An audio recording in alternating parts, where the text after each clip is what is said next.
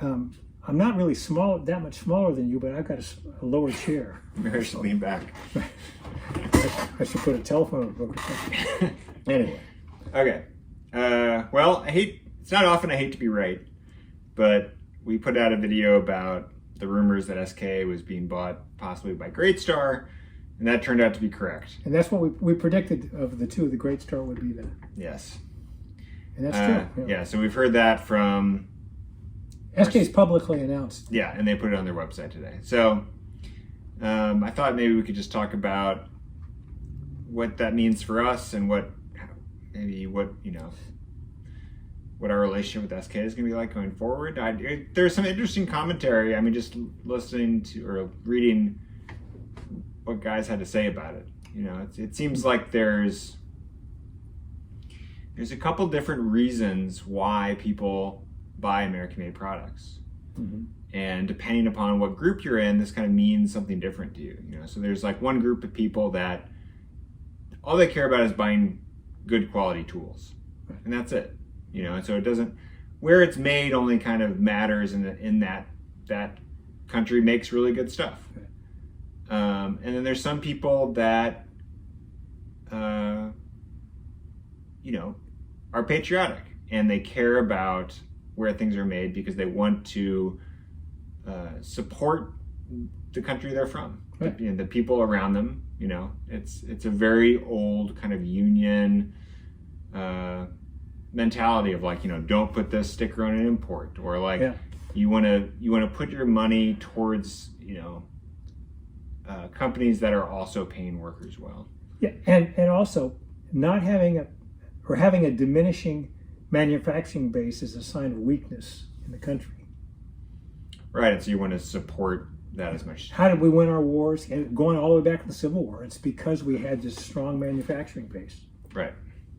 Yeah, so there's national security issues. There's moral issues in terms of wanting to, whether you feel like you want to contribute to the Chinese economy more than you already do. Right. And so those guys, this move, even though SK might keep a portion of their manufacturing in Illinois. Well, and I should interrupt. We don't know what's going to happen. No. Number one. And if I had to guess, I would say that they're going to stay in the United States and continue to be an American brand. It just makes no sense to do anything else. So there's the great irony that the Chinese come in to save American jobs and save American manufacturing. But that's what appears to be going on. So. And so in that group I was just talking about, that doesn't matter because ultimately all of that money goes back to China, and that all of those concerns about the profits go back to China, right? And so anyway, I mean, I think so. It's a tough thing to disentangle, but I think for us. Moving forward, we are very much connected to American manufacturing, right? And so we've like watched as certain manufacturers make all sorts of moves. We have a long history with SK, and I don't know. I mean, my feelings about it are just that we should just see what happens. Yeah, I mean, because we don't know. We don't know. Right now, it's like everything. They're working off current stock.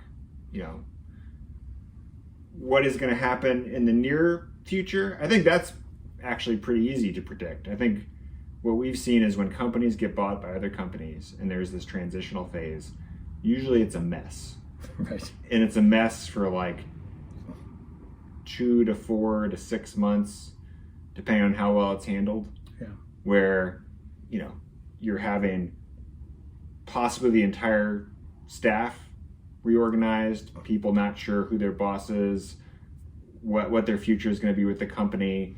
Then you're going to be hiring people, training them. Management might have new guidelines as to what's going on. So all of that just happens much worse than companies realize, in a much sloppier way, and it just takes forever. And so when we saw that when Pratt and Reed got bought, Yeah. and we've seen that with so many different companies. And some, they eventually get straightened out, but I think in the near term, it's probably going to be kind of a slog going forward. I'm thinking if someone's going to put as much money as they did, I mean, I don't know how much they paid for it, but it seems like, you want your investment to work. And, the same way when Ideal bought them 10 years ago or whenever it was, they built them a new factory. So, this is the beginning, this is a new relationship. And so I'm thinking that they're going to put time and energy and resources to make this work. Yeah. I mean, that's, I would tend to agree with that if I had not seen large companies make incredibly stupid decisions. Yeah. And Armstrong comes to mind, yeah, for example. I mean, Armstrong was destroyed for no reason. Yeah. I mean, there was just absolutely no reason. It was just a series of bungling decisions that destroyed a very almost successful deliberate, company. it seems like.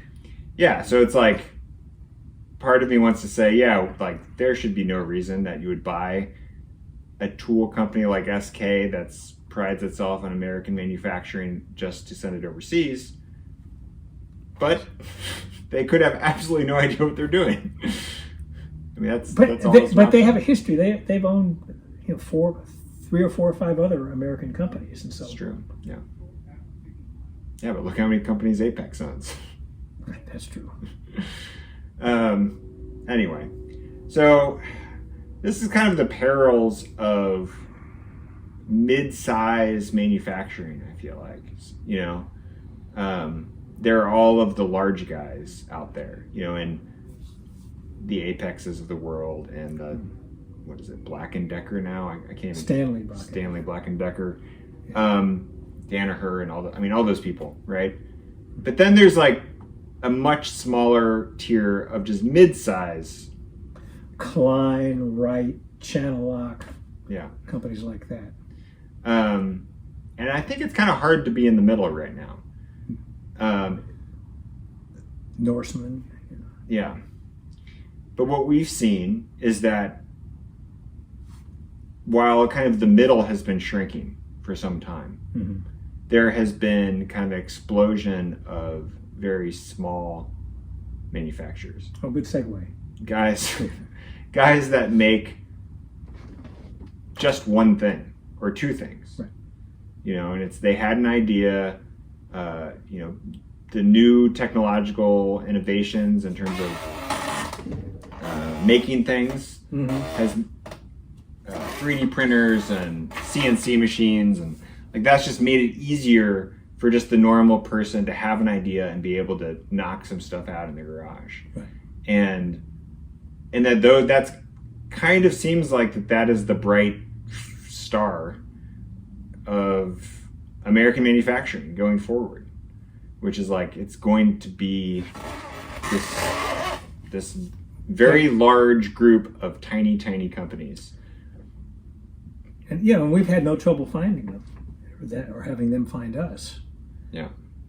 And innovation, that's one of the the virtues of America. That we've been good at that. I mean, just in the last couple weeks, what is that? Squee Jig? Somebody bought all of the smaller ones today. Did you see that? I saw that. Yeah. They make like just like a extra long stair gauge for carpenters. That seems very popular. Instead of being $3 or $4, they're like $40, but they're really nice. Sure. Well, I mean that's but there's not anyone hardly else that makes them. No. Yeah. Modified Square Company. Modified Square. They just make one square. LA Square. They basically make one square. Right. The tubing square. Yeah. I can't believe nobody else makes a tubing square. But yeah, they kind of came on. They got the market, and no one is prepared to compete with them. Yeah. Oh, that Zach found that gardening tool company. Oh, Red Pig. Red Pig. Yeah. It's just a guy in Oregon hand forges. And he's been doing it for like 40 years or 30 years. Yeah. Yeah, blacksmith. That's kind of old technology. Yeah. But I guess the internet's, made the wholesaling of that a lot easier for some people. And even Dubuque Clamp is a small company. They've been quite successful, but there's only just a few employees there. Root Dog is another one. They had a good idea, not many employees, but they've also been quite successful. It's a small operation. They mostly make tools for ironworkers. Yeah, exclusively. Oh yeah, Grace. Metalworks, yeah. They do lots of gun stuff, brass punches and hammers and things like that. Specialized screwdrivers. Yeah, I mean, so there's a lot of these guys out there, and the thing is, like, not a lot of people know about them, and they don't make as big of a splash. Like, it's not as big of a story that one of these tiny companies or 50 of these tiny companies gets started up. It's a big story when there's kind of a mid to large size, older U.S. manufacturer that, gets shut down or goes overseas. And so I feel like there's kind of a disproportionate, there's a lopsided focus on the downsides of the story, which is that these mid to large companies are closing down and jobs are getting lost, towns are being... They're like dinosaurs almost, kind of going extinct because they're just not as a viable operation necessarily.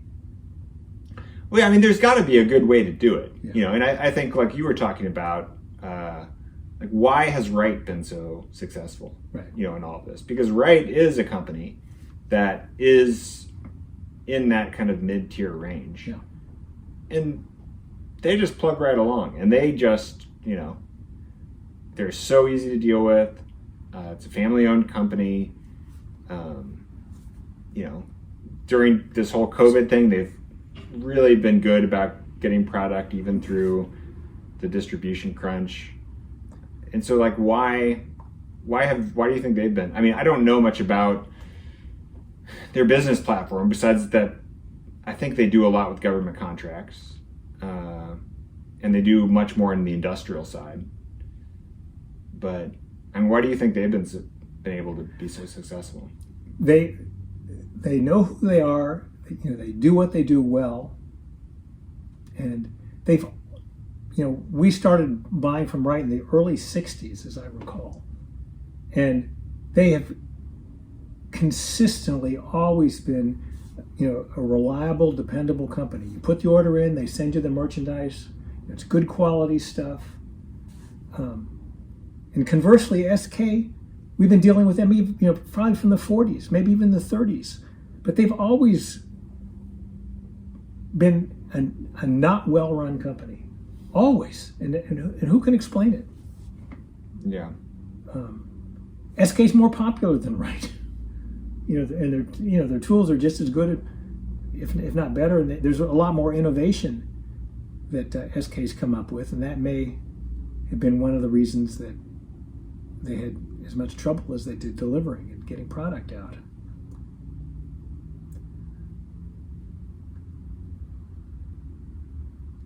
Yeah. But it's almost like, here's a person, they get married, they stay married all their life, they get a job, it's a good job, they're good at it, and, they spend their life doing it, and that's right. And then there's SK where you get married, then you get divorced, and you get married and divorced, and you can go, yes. Who knows? Well, SK has divorced us a couple times. Yeah. Right. But I still, like, I don't want to say I'm hopeful, but I'm very curious to see what happens. Right. And I mean, my strategy is, we're going to continue to sell SK up until the point where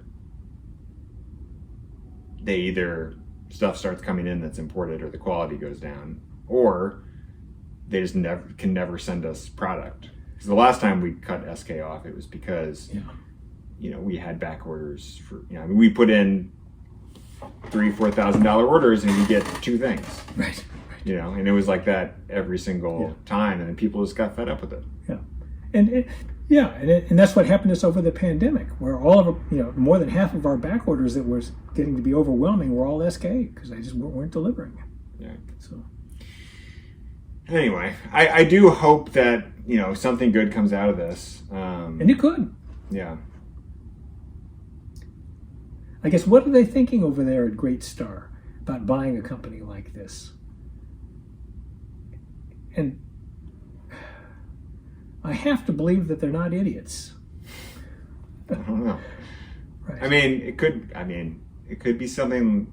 I mean, they could be looking at it financially. They could be looking at just like prestige, like owning an old American tool company that could just like. I mean, if you have enough money, Yeah. think about all the stupid things people do when they have a lot of money. Yeah, like buy sports teams. Or, and we've seen this before too. It's competition, and you can buy it and then just run it in the ground, and then they're gone. I don't think they're going to do that. But It doesn't make much sense. I mean, yeah. I mean, the best outcome is that they keep the plant in Sycamore, Illinois. They update a lot of the machinery there. Give them greater manufacturing capacity. Get to be able to hire more people in Sycamore. And it's like still owned by a Chinese company, but like in this situation, that to me is like the best possible outcome of what we can hope for. Right. Who knows? Yeah. All right. Well, I'm gonna go home. I'm exhausted. All right.